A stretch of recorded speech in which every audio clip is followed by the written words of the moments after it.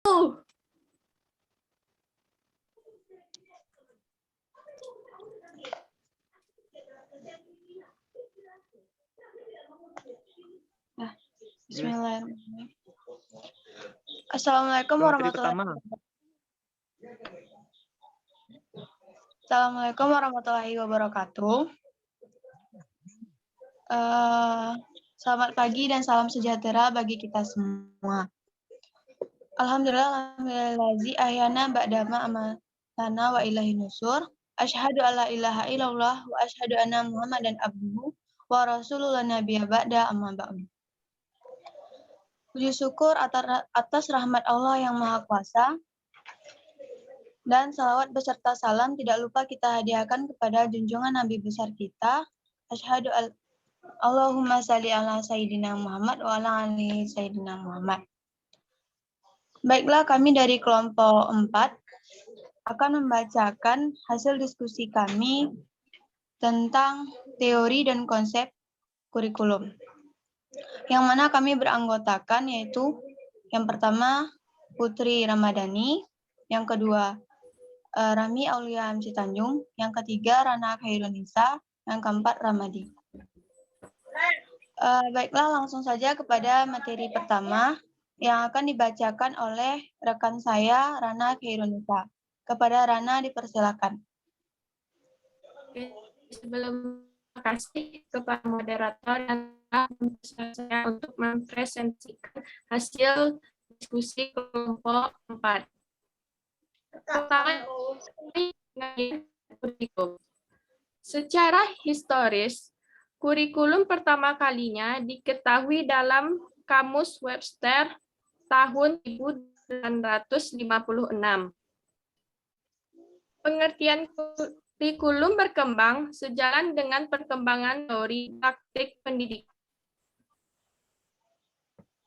Dalam pandangan terdahulu, kurikulum merupakan kumpulan sejumlah mata pelajaran yang harus disampaikan oleh guru dan dipelajari oleh siswa. Sehingga ditemukan kurikulum adalah semua pengalaman, kegiatan, dan pengetahuan murid di bimbingan dan tanggung jawab sekolah atau guru, baik di dalam sekolah maupun di luar sekolah.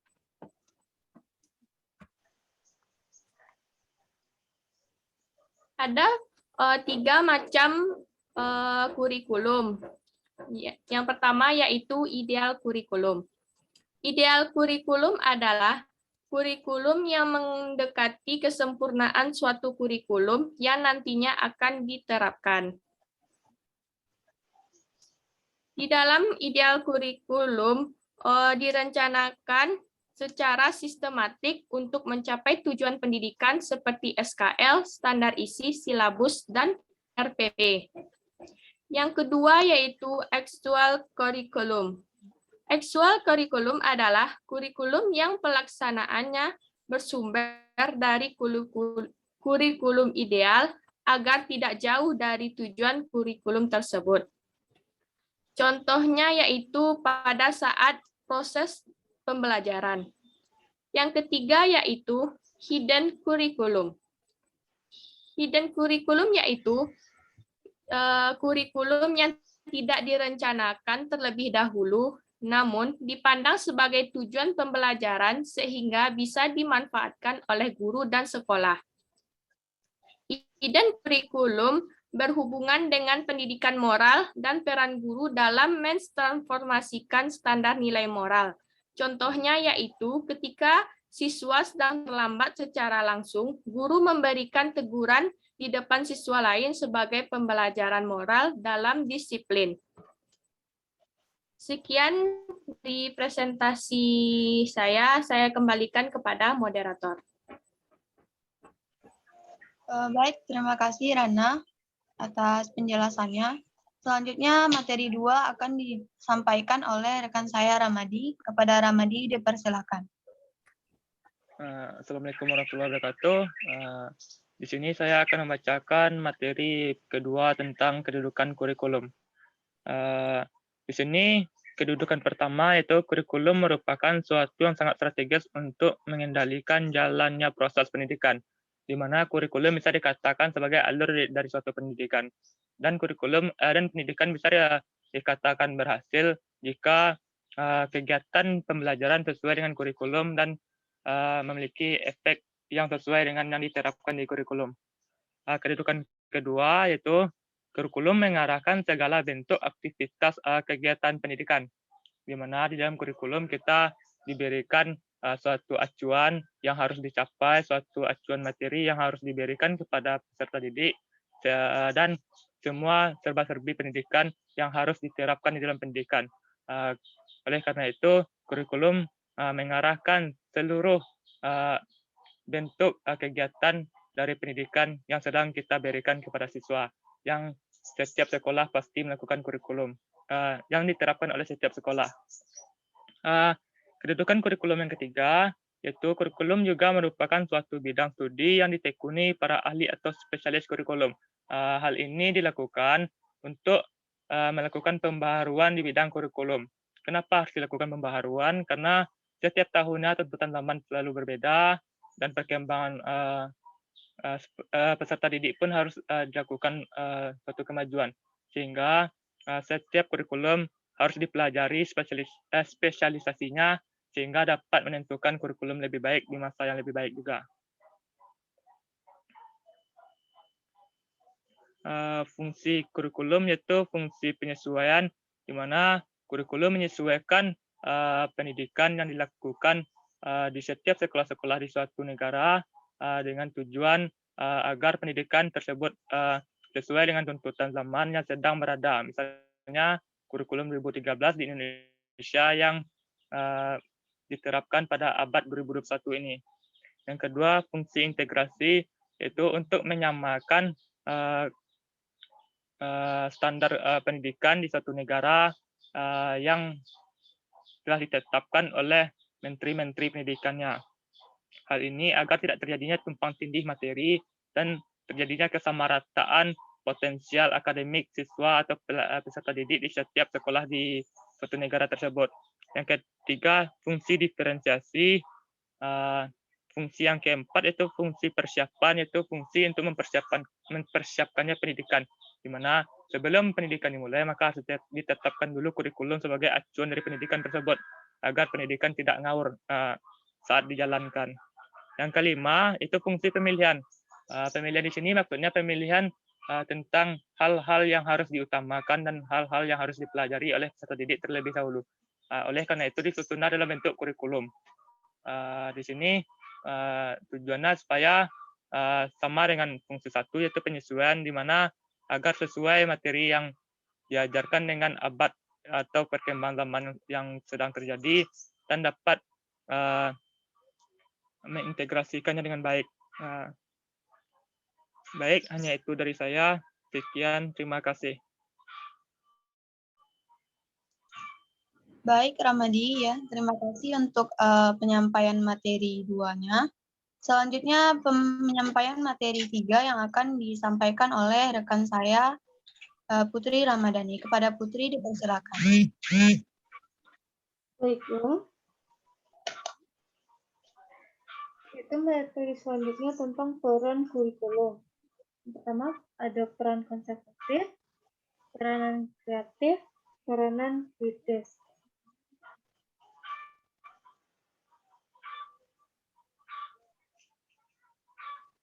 Lanjut, moderator.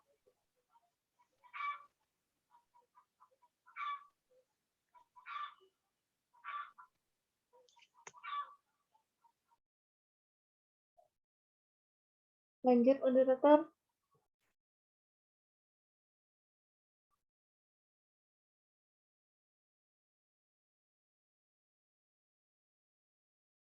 Baik,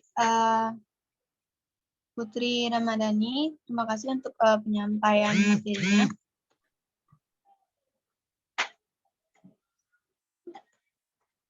Selanjutnya, penyampaian materi yang terakhir akan saya sampaikan sendiri. Mungkin saya dapat menambahkan sedikit tentang penyampaian dari materi Putri Ramadhani.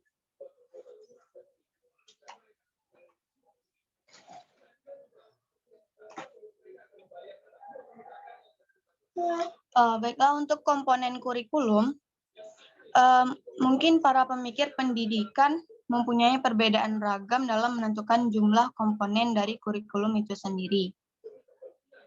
Seperti halnya Subandijah yang membagi komponen kurikulum menjadi 5, yaitu tujuan, isi, strategi, media, dan proses.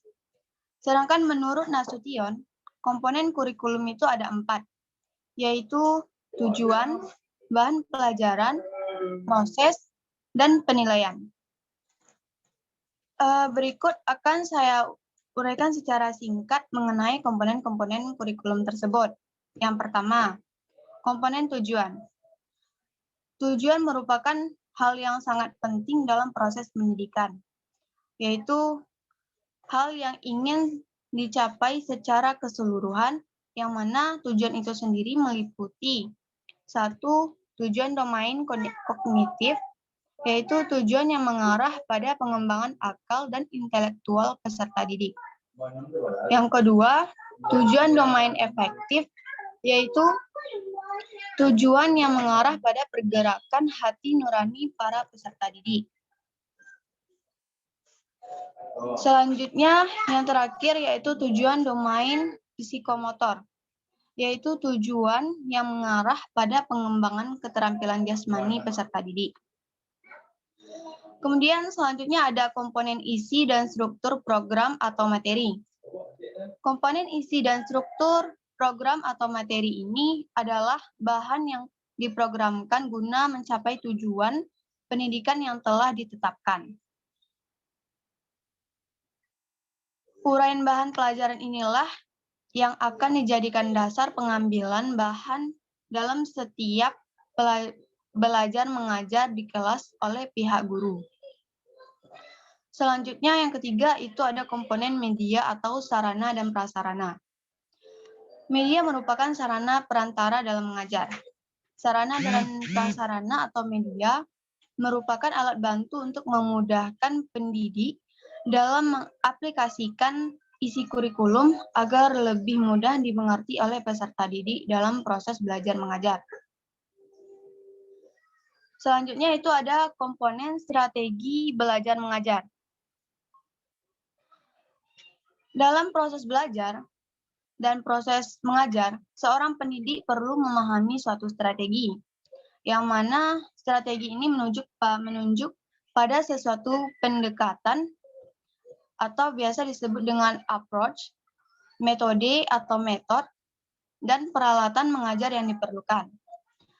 Strategi ini mempunyai arti komprehensif yang mesti dipahami dan diupayakan untuk pengaplikasiannya oleh seorang pendidik. Selanjutnya, komponen proses belajar mengajar. Komponen proses belajar mengajar ini sangatlah penting dalam suatu proses pendidikan. Tujuan akhir proses mengajar adalah terjadinya perubahan tingkah laku peserta didik menjadi manusia yang lebih baik. Komponen ini erat kaitannya dengan suasana belajar di dalam ruangan kelas maupun di luar kelas. Selanjutnya ada komponen evaluasi atau penilaian. Untuk komponen evaluasi atau penilaian ini digunakan untuk melihat sejauh mana tingkat keberhasilan dalam melaksanakan kurikulum. Maka diperlukanlah suatu evaluasi, yang mana dalam evaluasi atau penilaian kita akan mengetahui tingkat keberhasilan dari semua komponen. Komponen evaluasi ini tidak hanya memperlihatkan sejauh mana prestasi peserta didik, namun juga sebagai sumber input bagi sekolah sebagai upaya perbaikan dan pembaharuan suatu kurikulum. Lanjut.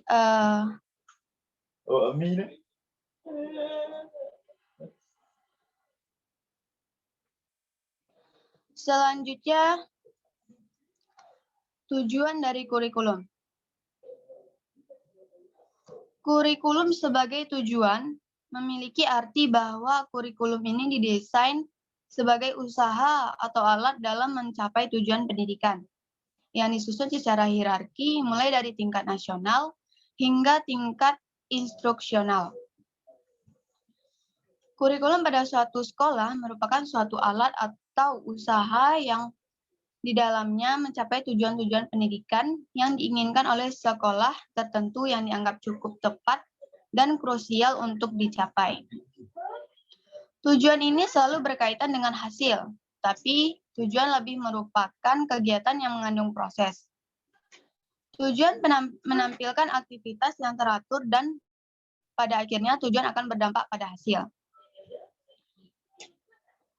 Dalam merumuskan tujuan, kita harus meliputi hal-hal berikut. Yang pertama yaitu proses mental, yang kedua produk, bahan yang berkaitan dengan hal tersebut, dan bahan yang berkaitan dengan produk itu sendiri. Selanjutnya, kita harus menentukan tujuan yang kompleks. Selanjutnya, kita harus menyatakan dalam bentuk kelakuan yang diharapkan dari kegiatan belajar itu sendiri. Tujuan yang sering bersifat development, yaitu tidak dapat dicapai sekaligus, akan tetapi harus dikembangkan secara berkala. Nah, di Indonesia sendiri, dapat kita ketahui bahwa terdapat 4 tujuan pendidikan, yang secara hierarki dapat dijadikan sebagai pedoman dalam perencanaan dan pengembangan kurikulum, yaitu tujuan tersebut terdiri dari 1. Tujuan nasional pendidikan, atau biasa disebut dengan TPN, yaitu tujuan pendidikan nasional. Yang mana tujuan umum yang syarat dengan muatan filosofis yang dirumuskan oleh pemerintah dalam bentuk undang-undang. Selanjutnya ada tujuan institusional yang merupakan tujuan yang harus dicapai oleh setiap lembaga pendidikan. Yang ketiga itu ada tujuan kurikulum atau tujuan kurikuler yang merupakan tujuan yang harus dicapai oleh setiap bidang studi atau mata pelajaran. Selanjutnya itu ada tujuan pembelajaran atau instruksional yang merupakan kemampuan atau keterampilan yang diharapkan dapat dimiliki oleh seorang siswa setelah mereka melakukan proses yang merupakan syarat mutlak bagi seorang guru.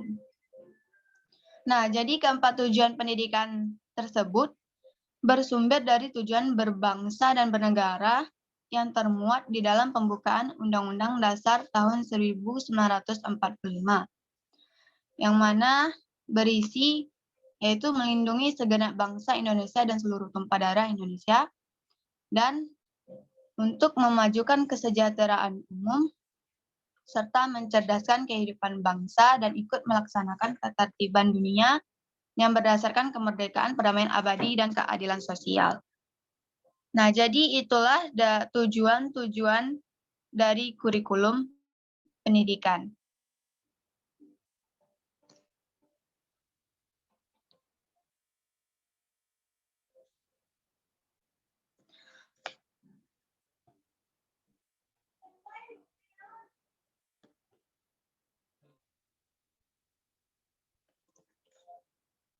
Baiklah, demikianlah penyampaian hasil diskusi kami, yaitu dari kelompok 4. Kami dari kelompok 4 mohon maaf atas segala kekurangan dalam penyampaian materi kali ini. Semoga materi yang kami sampaikan ini bermanfaat. Saya sebagai moderator mohon undur diri. Wassalamualaikum warahmatullahi wabarakatuh.